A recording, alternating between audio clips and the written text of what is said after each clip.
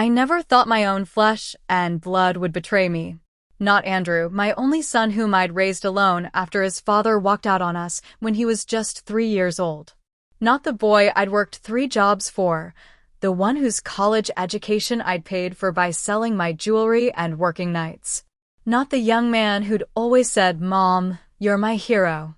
But there I was, standing in the driveway of the home I'd lived in for 30 years, grocery bags at my feet, staring at new locks on my front door. "Andrew?" I called, pressing the doorbell that suddenly sounded foreign to my ears.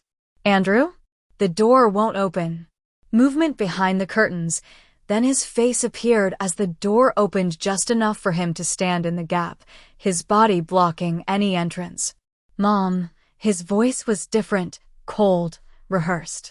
"The key doesn't work," I said, holding up my keychain with the little silver house charm he'd given me for Mother's Day years ago.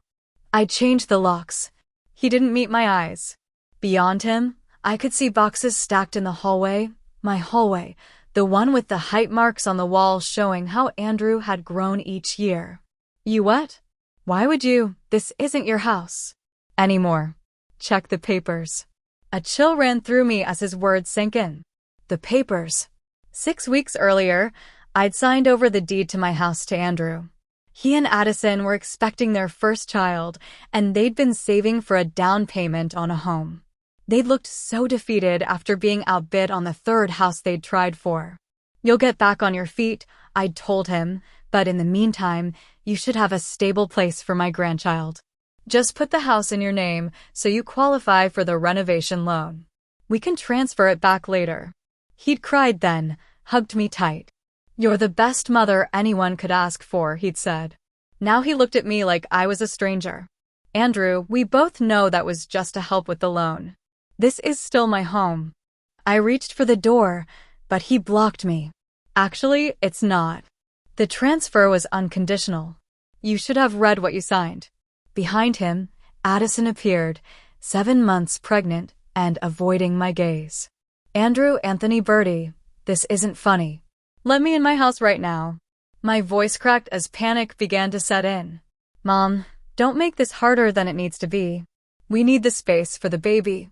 You can stay with Aunt Ruth for a while. Ruth lives in a studio apartment 3 states away. Then figure something out." His voice had an edge I'd never heard before. "We've already moved your essential things to the shed out back. You can come get them tomorrow when we're at work. The rest we'll donate or sell." "My things?"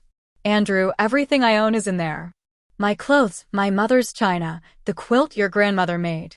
Like I said, the essentials are in the shed. The rest, well, we need to make this place our own." I stood there, stunned into silence. This couldn't be happening. Not from Andrew. "Why?" was all I could manage to say. For a moment, something flickered in his eyes, regret, perhaps, but Addison placed a hand on his shoulder, and whatever hesitation he had vanished. "It's just business, Mom. You always taught me to seize opportunities. That's all I'm doing." And with that, he closed the door in my face.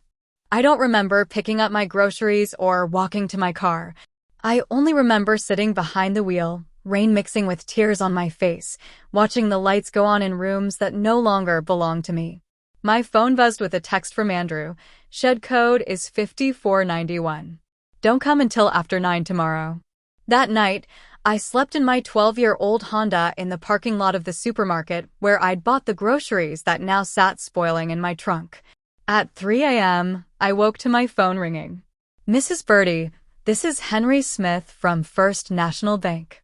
I'm sorry to call at this hour, but our system flagged some suspicious transactions on your accounts that I needed to verify with you immediately." I sat up straight, fully awake now. "What transactions?"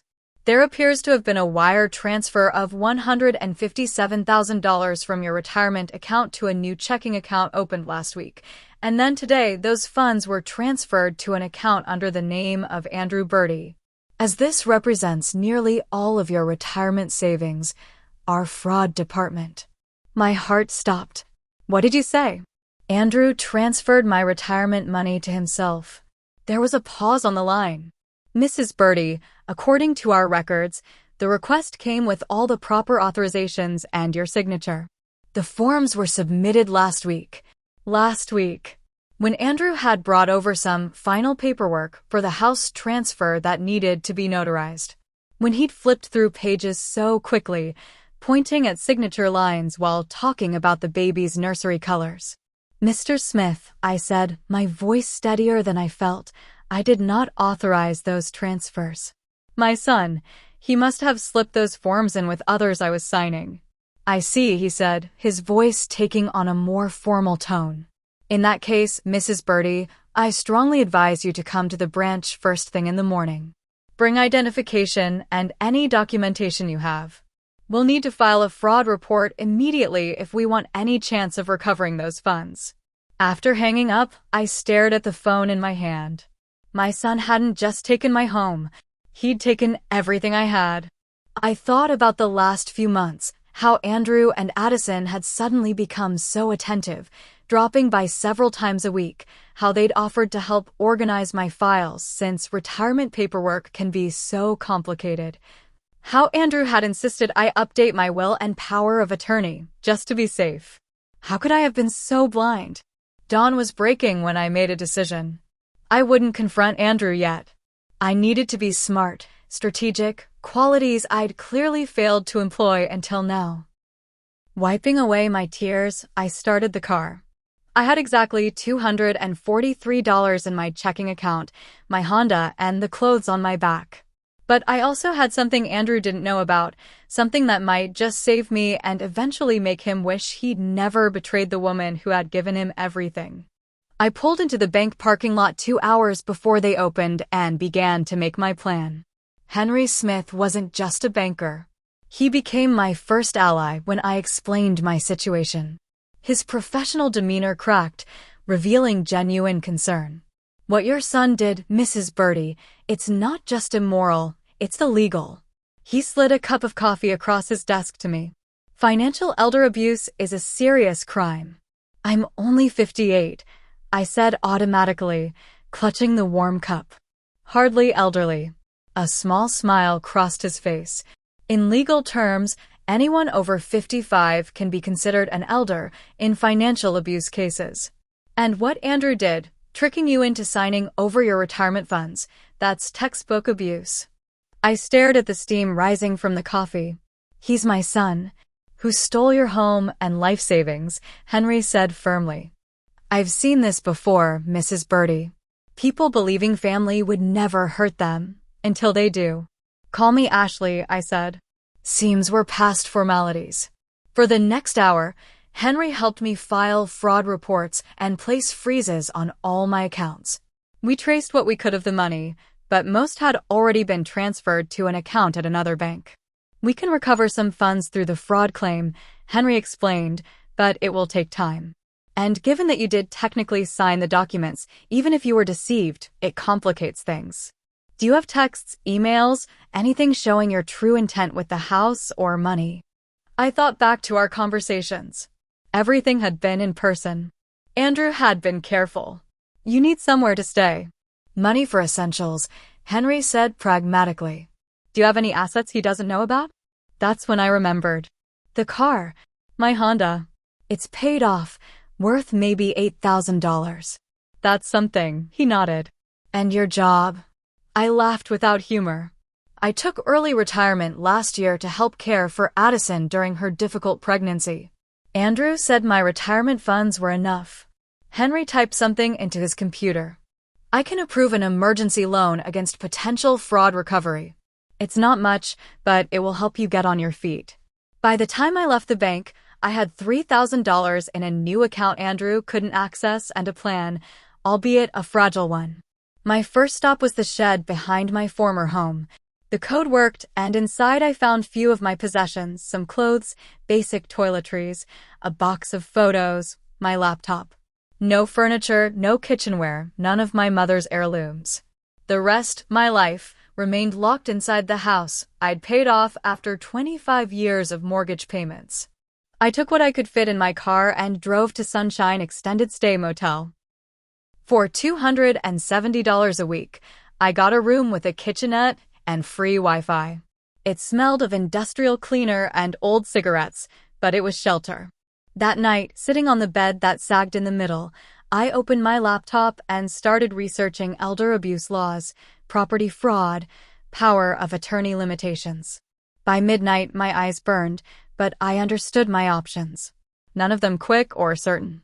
The next morning, I called Serenity Martinez, an old colleague who ran a rideshare business.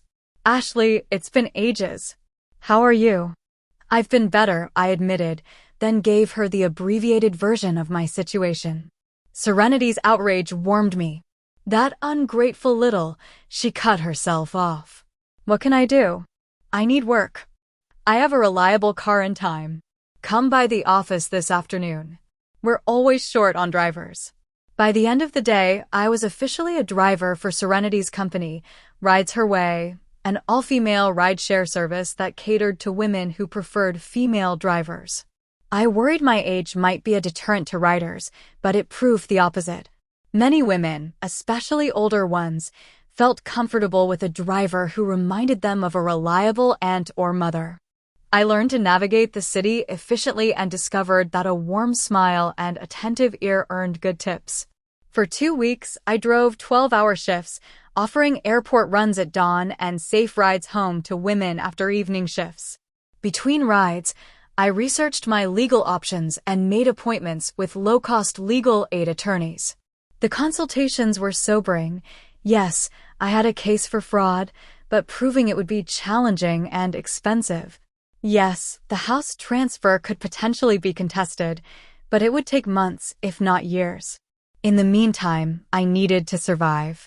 One night, driving a young nurse home after her late shift, she mentioned her frustration with hospital transportation for elderly patients.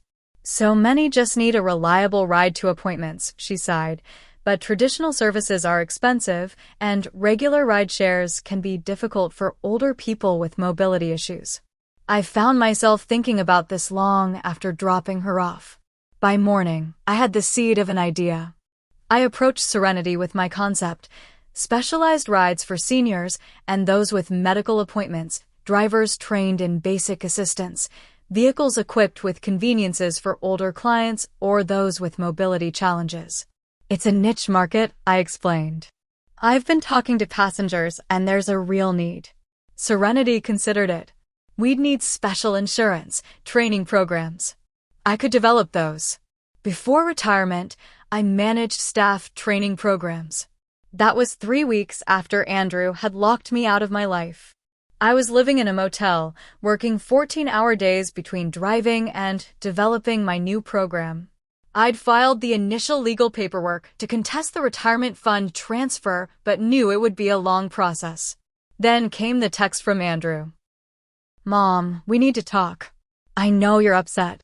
I stared at my phone, emotions churning: anger, hurt, a small, pathetic flicker of hope that maybe he regretted what he'd done.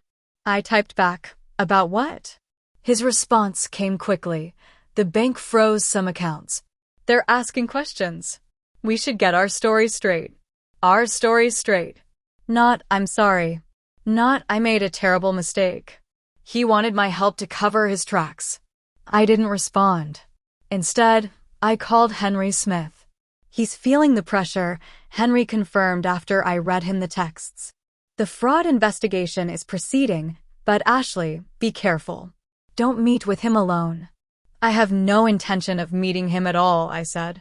But that evening, as I was returning to my motel after a long day, Andrew was waiting in the parking lot, leaning against his new luxury SUV likely purchased with my retirement money.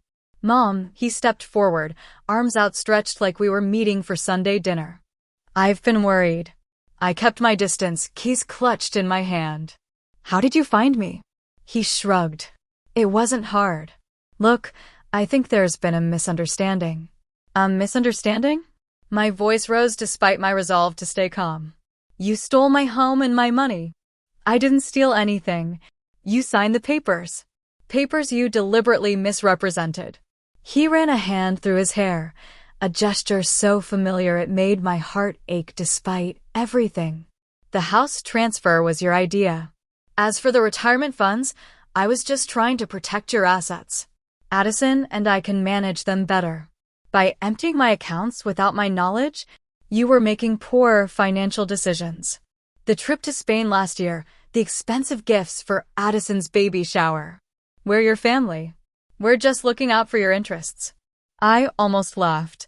The extravagant trip to Spain had been my first vacation in 15 years. The baby shower gifts were what any grandmother would buy. Andrew, I said quietly, you need to leave. Mom, be reasonable. This motel isn't safe. Why don't you come home with me? We can clear out the guest room. The guest room? In my house? So now you're worried about my safety after leaving me homeless. His expression hardened. I can see you're still being emotional about this, but you should know, things could get complicated if you pursue this fraud claim. Questions about your mental competence might come up. I felt a chill that had nothing to do with the evening air. Are you threatening me? I'm being practical. Who do you think people will believe? A successful young businessman with a family or a retired widow living in a motel who's clearly having financial difficulties. Before I could respond, a car pulled into the lot Serenity, dropping off some training materials we'd been working on. She assessed the situation in one glance and was out of her car in seconds, standing beside me. Everything okay, Ashley? She asked, eyes fixed on Andrew. Family discussion. Andrew forced a smile. I'm her son. I know exactly who you are, Serenity said coldly. Ashley's told me everything. Andrew's smile faltered. This doesn't concern you. Actually, it does. Ashley is my business partner now. I saw confusion cross Andrew's face. Business partner? Mom doesn't have a business. Serenity smiled. She does now. And it's already showing more promise than whatever scheme you're running. She turned to me. The contracts are in my car. Shall we go over them inside? There were no contracts, but Andrew didn't know that. I nodded and started toward Serenity's car. Mom, Andrew called after me, desperation creeping into his voice. The bank is asking questions. If this goes further, it could affect everything. My job, the house loan, the baby's future. I turned back to him. You should have thought of that before you stole from your mother. As we walked away, Serenity whispered, you know he's going to come after whatever you're building next, right? I nodded, watching Andrew drive away, his taillights glowing red in the darkness. Let him try, I said. This time, I'll be ready. What I didn't tell Serenity was that I'd already set a trap, one that Andrew would walk right into, thinking it was his own brilliant idea. Lifeline Transportation Services became official 1 month after I was locked out of my home.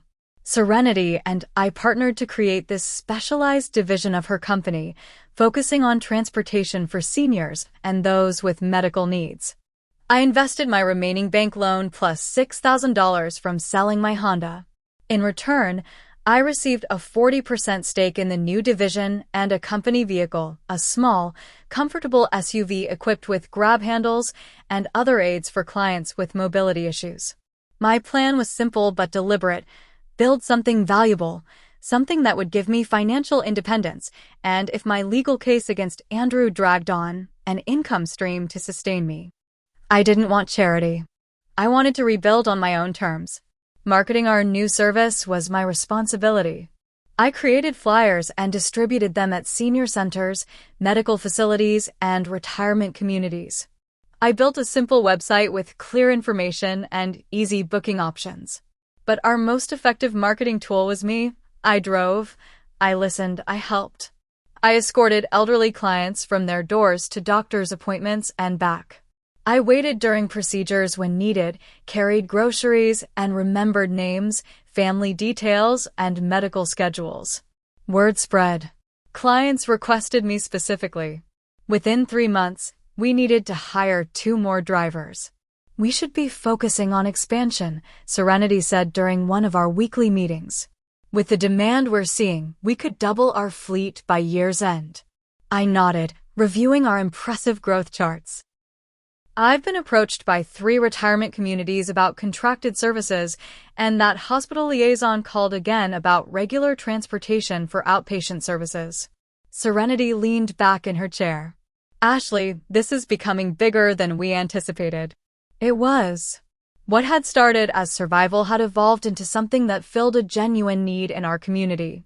For the first time since Andrew's betrayal, I felt a sense of purpose beyond mere survival or revenge. But revenge was still part of the equation. The trap I'd set was already in motion. When I'd left the bank that first day, Henry Smith had helped me open a new, separate account, one that would only appear on my credit report but wouldn't be immediately visible to someone just checking my main banking information. Into this account, I'd been depositing 30% of my income. On paper, I appeared to be just getting by, living paycheck to paycheck in my modest apartment. I'd upgraded from the motel after the second month. Meanwhile, my stake in Lifeline was structured through a limited liability company that wasn't directly tied to my name, a legal protection Serenity had suggested, just in case Andrew tries something else. I'd also been quietly documenting everything, my conversations with Andrew, his text messages, timestamps of when he changed locks, and records of exactly what possessions of mine remained in the house. My attorney, Kimberly Rodriguez, a specialist in elder law whom I could finally afford to retain properly, was building a solid case. The retirement fund fraud is our strongest angle, Kimberly explained during one of our meetings. The house will be more complicated since you did sign it over, but we can argue undue influence and misrepresentation. How much longer? I asked. For the financial recovery, we could see movement within 60 days. For the house, that could be a year or more in tea. I understood. Even after everything, part of me still struggled with the idea of my son facing criminal charges. 6 months into my new life, I received an unexpected visitor at the modest office space we'd recently leased for Lifeline. Addison, my daughter-in-law, stood in the reception area, her 3-month-old daughter cradled against her chest. My heart clenched at the sight of my granddaughter, whom I'd never met. Ashley, Addison said hesitantly. I hope it's okay that I came. I gestured toward my small office, maintaining a composed exterior while my emotions churned underneath. The baby, Olivia, I knew from social media, slept peacefully, unaware of the tension surrounding her. Once the door closed behind us, Addison spoke first. I didn't know, she blurted out. About the retirement money. I swear, Ashley.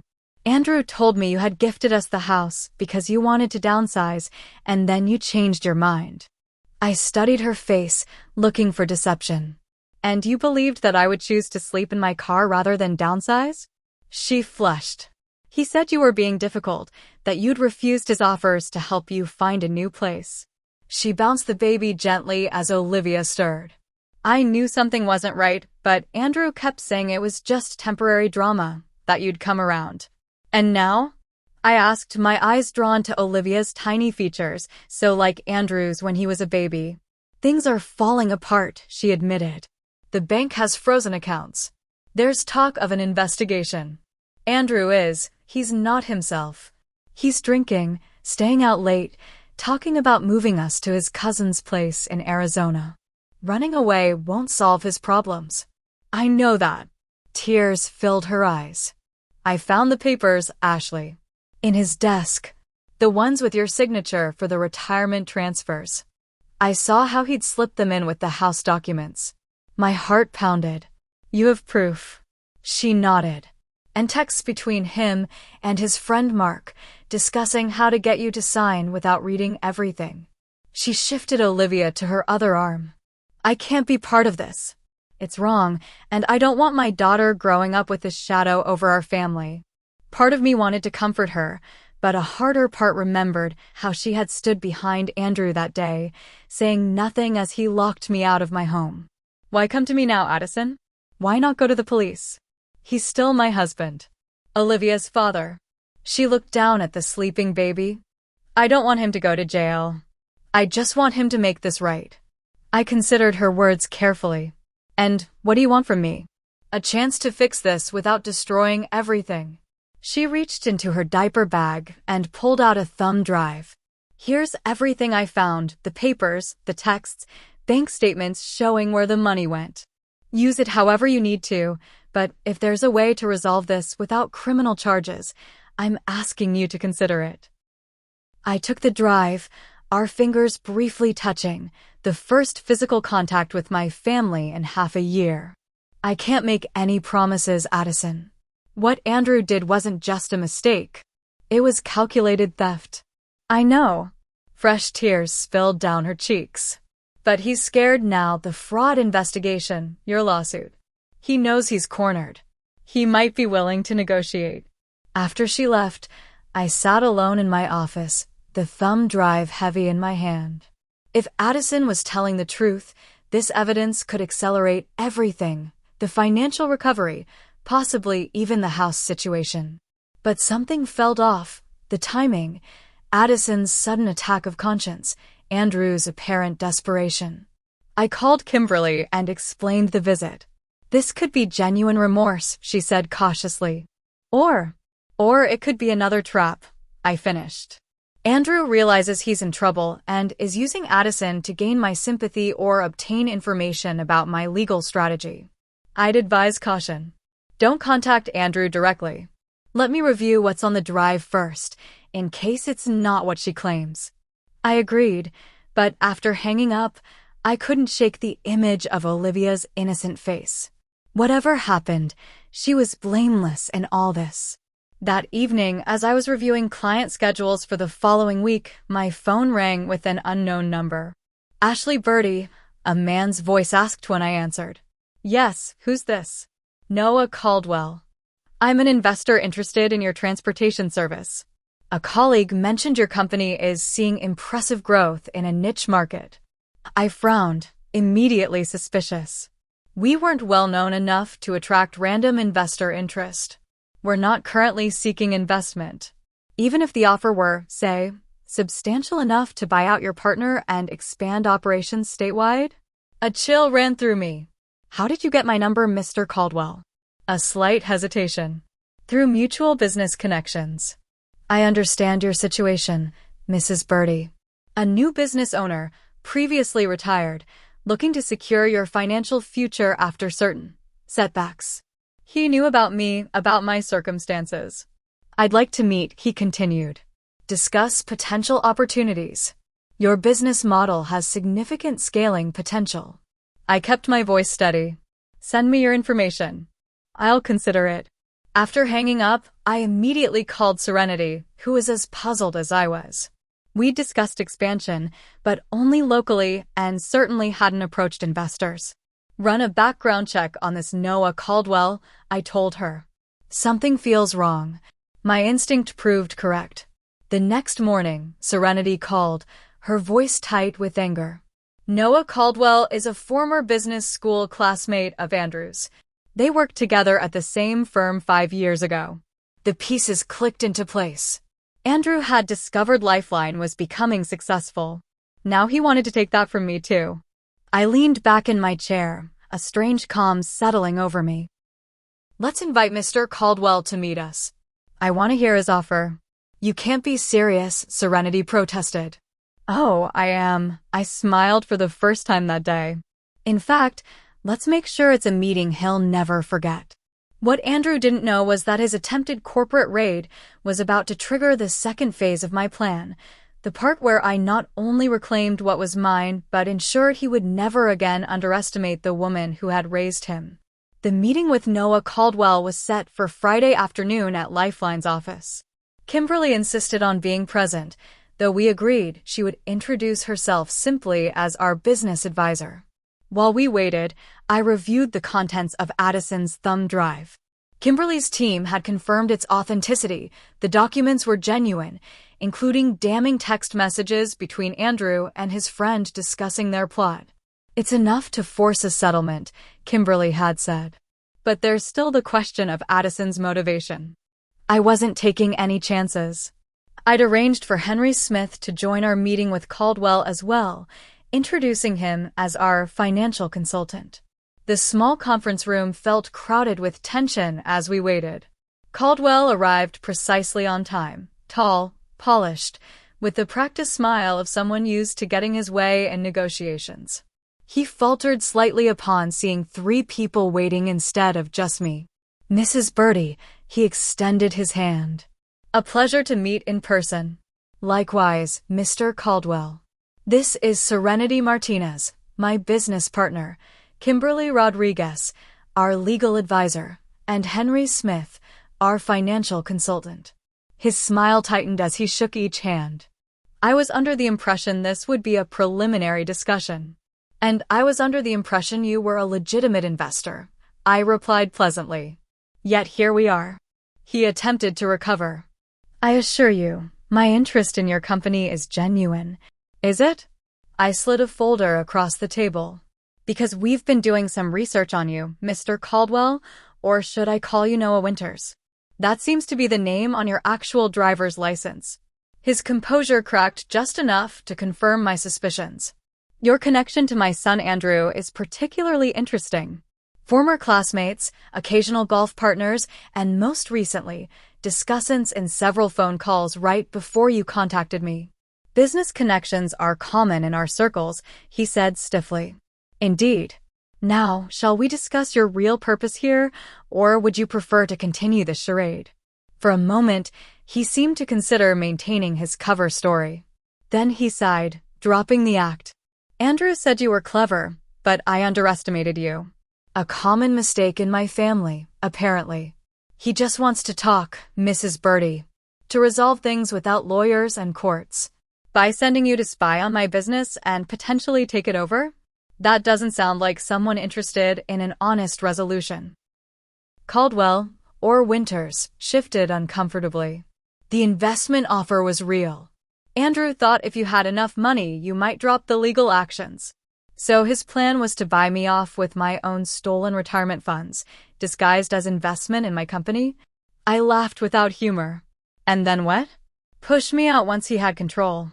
His silence was answer enough. I leaned forward. "Tell Andrew if he wants to talk, he can meet me here tomorrow at 10 a.m. with Addison. And tell him to bring his checkbook. He's going to need it." After Caldwell left, Kimberly looked at me with concern. "Are you sure about this? Meeting them without filing the new evidence first?" "I'm sure," I said. "It's time to end this." That night, I barely slept, not from anxiety, but from carefully reviewing every detail of my plan. By morning, I was ready. Andrew and Addison arrived exactly at 10 o'clock, with Olivia in a carrier. Addison looked nervous, but Andrew wore an expression of confident ease that I recognized from childhood, the look he'd had when caught in a lie, but convinced he could talk his way out of consequences. Kimberly, Serenity, and Henry were already seated at the conference table. A court reporter sat quietly in the corner, a detail Andrew noticed immediately. "Is that necessary?" he asked, pointing at her. "Absolutely," Kimberly responded. "Everything said today will be on record." Andrew's false smile slipped. "Mom, I thought we were here to work things out as a family." "We are. And part of that is acknowledging what's actually happened." I gestured toward the seats. "Please sit." Once they were settled, I began. "I've reviewed the evidence Addison provided, the documents proving you defrauded me, the text messages planning it, the bank statements showing where my money went." Andrew shot a betrayed look at Addison, who stared at the table. "That was private," he started. "Private fraud is still fraud, Andrew," I interrupted. "You stole my home and my life savings through deception." "I was protecting your assets," he insisted. "You were making poor financial decisions." "Like what? Name one." He faltered. "The trip to Spain. Those expensive. My first vacation in 15 years cost $3,200 total. That's hardly extravagant from a retirement account of over $150,000. I kept my voice level. "What did you spend it on, Andrew? The $40,000 SUV in the parking lot? The $12,000 nursery renovation? The $9,000 in electronics and new furniture?" His face reddened. "Those were investments for our family's future." "My family, too. Or so I thought." I slid a document across the table. This is our settlement offer. Review it carefully. Andrew glanced at it, then pushed it away. This is ridiculous. You want the house back, full restitution of the retirement funds with interest and additional damages. That's what the court will likely award given the evidence, Kimberly said calmly. This offer is actually generous because it allows you to avoid criminal charges. Criminal charges? Andrew laughed, but I could see fear behind his eyes. Come on, Mom. You wouldn't do that to your own son. Wouldn't I? I met his gaze steadily. You left me homeless, Andrew. You planned and executed a deliberate fraud against your own mother. You used my love and trust against me. You're exaggerating. I was going to pay you back eventually. Henry Smith spoke up. The evidence suggests otherwise, Mr. Birdie. The structure of the accounts you created, the rapid dispersion of funds to hard-to-trace purchases, the texts discussing how to ensure Mrs. Birdie wouldn't contest the transfers, it all points to a carefully orchestrated theft. Andrew's confidence was visibly crumbling. Addison, tell them. Tell them we were just trying to secure our future for Olivia. Addison finally looked up, tears in her eyes. By stealing from your mother? By leaving her to sleep in her car? She shook her head. I can't defend this anymore, Andrew. What you did was wrong. For the first time, I saw genuine shock on my son's face. He'd lost his allies one by one. And what about your new venture, Mr. Caldwell? I asked. Another attempt to take what isn't yours? Andrew paled. He told you. Of course he did. Your plan wasn't particularly subtle. Use inside information about my business to orchestrate a takeover, then push me out once you had control. I shook my head. Did you really think I'd be that easy to fool a second time? Andrew stared at me like he was seeing a stranger. Perhaps he was. The mother he'd known, the one who always gave in, who prioritized his happiness above her own, had disappeared the day he changed those locks. I don't have this kind of money, he finally said, tapping the settlement paper. Most of it's gone. Then you'll sell the house, I replied. And the car. And anything else of value you purchased with my money. You'd put your grandchild on the street? He gestured toward Olivia, a last desperate attempt at manipulation. No, Andrew. That's what you did to your mother. I softened my voice, looking at the baby. Addison and Olivia are welcome to stay with me while you sort things out. I've recently leased a small house. There's room. Addison's head snapped up, surprise in her eyes.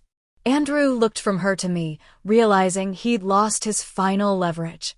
And if I refuse the settlement? Kimberly opened another folder. Then we file these papers today. A civil suit for fraud and conversion, and a criminal complaint for financial elder abuse. With the evidence we have, you're looking at potential jail time. The room fell silent except for Olivia's soft babbling. Andrew looked cornered, desperate. I need time to think, he finally said. You have 48 hours to sign the settlement and begin arrangements to transfer the house back to me, I said firmly. After that, we proceed with the lawsuits. As they gathered their things to leave, Andrew paused. Why didn't you fight back sooner? You had to know something was wrong when I'd changed the locks. I studied my son, this person I'd raised who had become a stranger to me. I was in shock, Andrew. I couldn't believe my own child would betray me so completely. I picked up the settlement papers and handed them to Kimberly. But I'm not in shock anymore. After they left, Serenity squeezed my shoulder. You were magnificent. I wasn't feeling magnificent. I was feeling hollow, exhausted by the confrontation with the son I'd once been so proud of. Will he sign? Henry asked. He'll sign, Kimberly said confidently. He knows we have him cornered. But as everyone gathered their things, my phone buzzed with a text from Madison. He's furious. Says he'll burn everything down before giving it back to you. I'm scared, Ashley. I showed the message to Kimberly, who immediately began typing on her laptop. We need an emergency injunction to prevent him from destroying property. And Addison needs to get herself and the baby out of there. As we scrambled to respond to this new threat, I realized Andrew's desperation made him more dangerous than ever. He'd already proven he would stop at nothing to get what he wanted, and now he had nothing left to lose. The final confrontation was still to come, and it would determine not just the fate of my possessions, but the future of what remained of my family. Kimberly moved with impressive speed. By evening, we had an emergency injunction prohibiting Andrew from damaging, removing, or disposing of any property from the house. The sheriff's department agreed to serve it immediately. "Stay away from the house tonight," Kimberly warned me. "If he's as volatile as Addison suggests, your presence could escalate things." I nodded reluctantly. "What about Addison and the baby?" "I've arranged for them to stay at a hotel tonight on our firm's account. She's packing essentials now while Andrew is out." My phone buzzed with a series of texts from Addison. "Left with Olivia. Andrew still not home. Taking only baby things. 20 minutes later at hotel. Safe." Andrew called, screaming. "Says you've ruined everything." I typed back, "Stay where you are. I'll come tomorrow." Sleep was impossible that night. I kept picturing Andrew in my house, our family home, destroying the memories and treasures I'd accumulated over a lifetime. The antique writing desk that had belonged to my grandmother, the hand-painted china my mother had left me, the quilt I'd spent 2 years making after Andrew's father left us. Just past midnight, my phone rang, an unknown number. "Mrs. Birdie, this is Officer Delgado with City Police. There's been an incident at your property on Maple Street." My heart raced. "What kind of incident?" "A disturbance. Your son Andrew Birdie has been taken into custody. The property is secure, but we need you to come verify if anything is missing or damaged." I arrived to find 2 police cars in the driveway, their lights cutting through the darkness. An officer escorted me inside. The house was largely intact, though signs of rage were evident: a shattered mirror in the hallway, broken picture frames, a toppled bookcase. But the systematic destruction I'd feared hadn't materialized. "What happened?" I asked the officer. "Neighbor called about shouting and breaking glass." When we arrived, Mr. Birdie was attempting to remove furniture from the house despite having been served with the court order. He became belligerent, resisted officers, and was subsequently arrested for violating the injunction and obstruction. I sank onto the couch, my couch, in my living room. "Is he hurt?" "No, ma'am. Just angry." The officer's expression softened. "He'd been drinking. Said some things he might regret when he sobers up." "About me?" The officer nodded uncomfortably. "And about his wife?" "Seems she left with the baby." "She's safe," I assured him. After the police left, I stood alone in the silent house. Familiar walls, familiar floors, yet everything felt different. My home had been the site of betrayal, then stolen from me, and now returned through legal force rather than love or remorse. I walked through each room, cataloging the changes Andrew and Addison had made. The nursery, formerly my sewing room, was painted a soft yellow with woodland creatures stenciled on the walls. Olivia's crib stood empty, waiting. In the master bedroom, my bedroom, they'd replaced my comfortable old furniture with sleek modern pieces. The mattress where I'd slept for 20 years was gone. In Andrew's old room, now turned into a home office, I found boxes, my boxes. The essentials Andrew had claimed to have put in the shed were here instead, dozens. At the bottom of one box, wrapped in tissue paper, I found the silver house charm that had been on my keychain, the one Andrew had given me years ago. He must have removed it before tossing my keys into the shed. I clutched it in my palm, finally allowing myself to weep for everything lost, not just possessions, but trust, family, the future I'd imagined with my son and granddaughter. Morning found me asleep in an armchair, still holding the charm. My phone woke me, Kimberly, with news.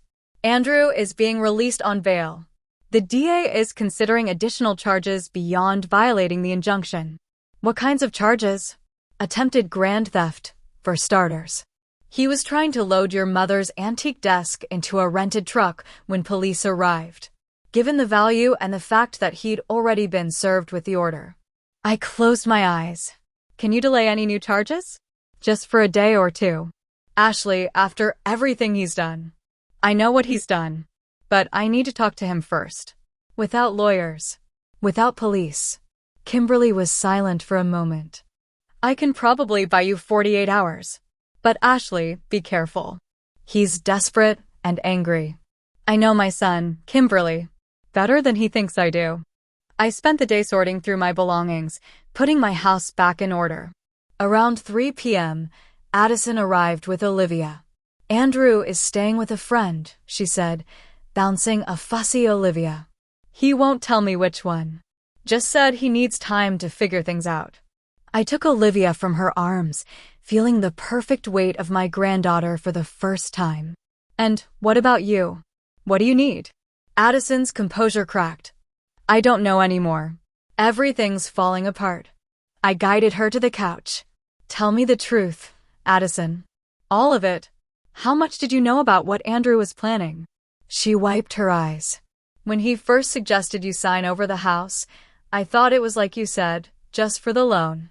But then you were suddenly gone, and he said you'd had a falling out. And you believe that? I wanted to. Then I saw the changes, the new car, expensive furniture, the way he was spending. When I asked where the money was coming from, he said he'd received a bonus at work. She looked down. I think part of me knew something wasn't right, but I didn't want to see it. Until you found the documents. She nodded. I was looking for Olivia's birth certificate and found the files instead. I couldn't ignore it anymore. Looking at her tear-streaked face, I believed her. Perhaps she'd been willfully blind, but she hadn't been an active participant in Andrew's scheme. What will happen to him? She asked. That depends partly on him and partly on me. I texted Andrew that evening. We need to talk. Come to the house tomorrow at noon. Just you and me. His response came hours later. Why should I? Because it's your last chance to do the right thing. No reply followed, and I wasn't sure he would come. But at noon the next day, his car pulled into the driveway. He looked terrible, unshaven, clothes rumpled, eyes bloodshot. The polished, confident son I'd known was nowhere to be seen. I opened the door before he could knock. Come in. He stepped inside, eyes darting around the house he'd claimed as his own just months earlier. Where's Addison? Out with Olivia. It's just us. He followed me to the kitchen table, the same one where I'd taught him to do homework, where we'd shared thousands of meals I'd prepared. I'd made coffee and set out 2 mugs, a small gesture of normalcy in an utterly broken relationship. The police said you were trying to take my mother's desk, I began. He stared into his untouched coffee. I wasn't stealing it. I was moving it to storage before it got damaged in the handover. By loading it into a rental truck at midnight, his shoulders slumped. I don't expect you to believe anything I say anymore. You're right about that. I studied my son, trying to reconcile this angry, desperate man with the child I'd raised. Why, Andrew? I've been asking myself for months, why did you do this to me? For a long moment, he was silent. Then words began pouring out.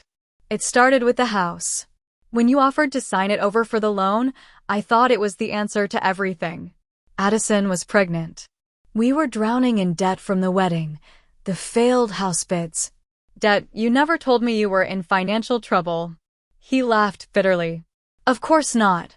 The successful son following in his mother's footsteps. Always making you proud. So instead of asking for help, you decided to take everything I had? It wasn't supposed to be like that. At first, he ran a hand through his disheveled hair. I thought we'd all live here together. You'd help with the baby. We'd save on childcare. And eventually figure out the house situation. Then what changed? Mark, my friend. He pointed out that with the house in my name, I could leverage it, take out a home equity loan to clear our debts. But the bank wanted proof you wouldn't contest the transfer. So you decided to make sure I had nothing to contest with. He couldn't meet my eyes. It just snowballed. Once I started, I couldn't stop. Every step seemed necessary to cover the last one. I let his words hang in the air, absorbing the magnitude of his rationalization. And now? What's your plan now, Andrew? I don't have one. He finally looked at me, defeat in his eyes. I've lost everything: my wife, my home, my reputation. There's a potential criminal case. My boss knows. He's put me on administrative leave. You did this to yourself. I know, his voice broke. I know, Mom.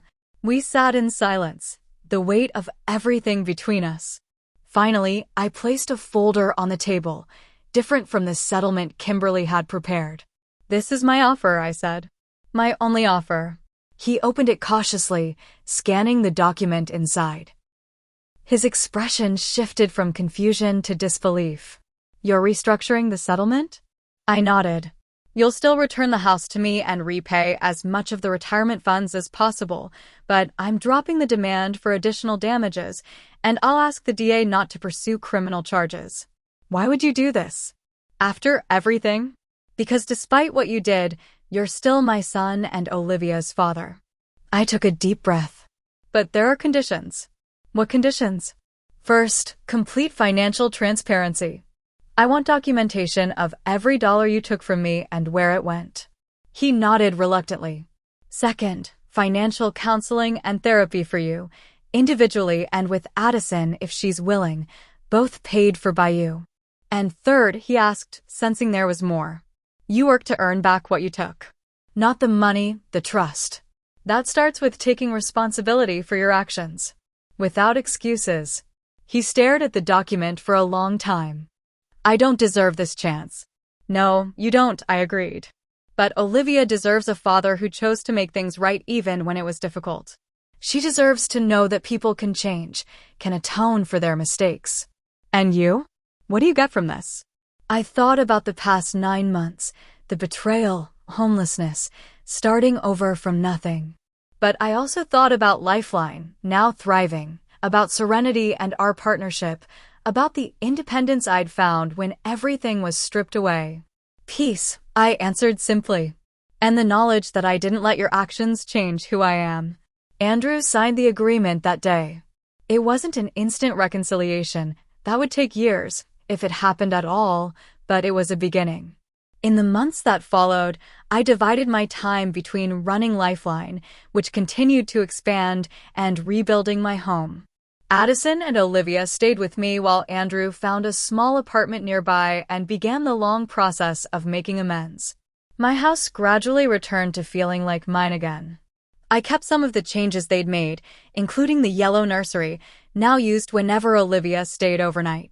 Other rooms I reclaimed completely, erasing the brief period when my home had belonged to someone else. One evening, as I rocked Olivia to sleep, Addison paused in the doorway. You know what I keep thinking about, she said softly. That first night when you slept in your car. How alone you must have felt. I looked down at Olivia's peaceful face. I was. But not anymore. How did you do it? Start over at your age? Build something new when everything was taken? I considered her question carefully. I remembered who I was before I was Andrew's mother, before I was anyone's wife. The woman who worked 3 jobs and put herself through school. She was still in there, stronger than I remembered. Addison nodded thoughtfully. I hope I can find that kind of strength. You already have, I told her. The day you chose truth over comfort. Later that night, I sat on my porch swing, the one Andrew and I had installed together when he was 15. My phone buzzed with a message from Serenity, announcing another retirement community had signed a contract with Lifeline. I smiled, thinking of the journey from that night in my car to now. I'd lost my home, my savings, my sense of security, but found resilience I'd forgotten I possessed.